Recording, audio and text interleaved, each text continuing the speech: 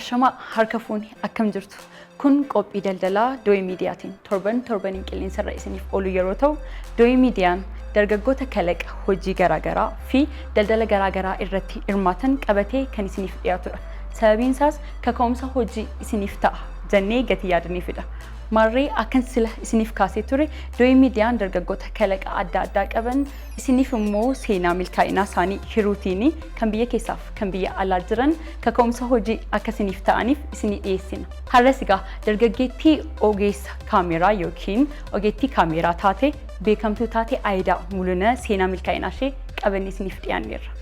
Isinirraa kan eegamu hanga dhuma qophii keenyaatti ni waliin turuu. YouTube keenya subscribe gochaa qophiilee wal fakkaatan akkasiin qaqqaban godhaa isiniin jenna.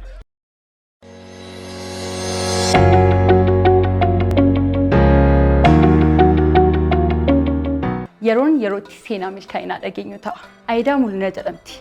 Bara 1974 magaalaa Finfinneetti kan dhalatte yeroo ta'u, yeroo ijoollummaa ishee biyyoota baay'ee keessatti dabarsite. Biyyoota akka Yemen, UK fi kanneen kana fakkaatan keessatti. Amma garuu dhaabbataatiin kan isheen jiraattu magaalaa Kanaadaadha. Aayidaan yeroo ijoollummaa isheetii kan isheen ta'uu barbaaddu taphattuu kubbaa saaphanaa ture.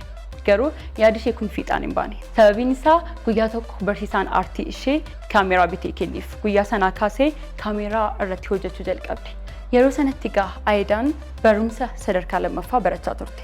Garuu gara fuulduraatti hojii kanaan ittiin fufa jettee yaaddee hin beektu turte. Gaaf tokko garuu akaakaan ishee biyyaatii dhufee hojii isheen kanaan dura hojjechaa turte ilaaluudhaan baay'ee gaarii akka taatee fi akka dandeessu dandeettii cimaas akka qabdu itti hime. Ergasii booddee digirii ishee jalqabaa reediyoo, fiilmii fi televezyiiniitiin Yuunivarsiitii Haarvarditti bara 2000tti erga hojjettee booddee Waashingtan Poostitti qacaramuudhaan footoo joornaalistii taatee hojjechaa turteetti.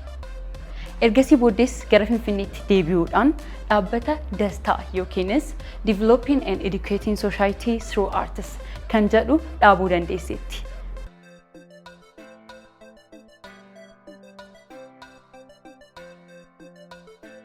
Hayyeegaa seenaa Aayidaa erga dhageessanii booddee jireenya keessan keessatti tarkaanfii akkamii akka fudhachuu qabdaniif wanta hojjechuu dandeessan irratti akkamitti akka xiyyeeffachuu qabdan akka yaaddan abdii guddaa qabna.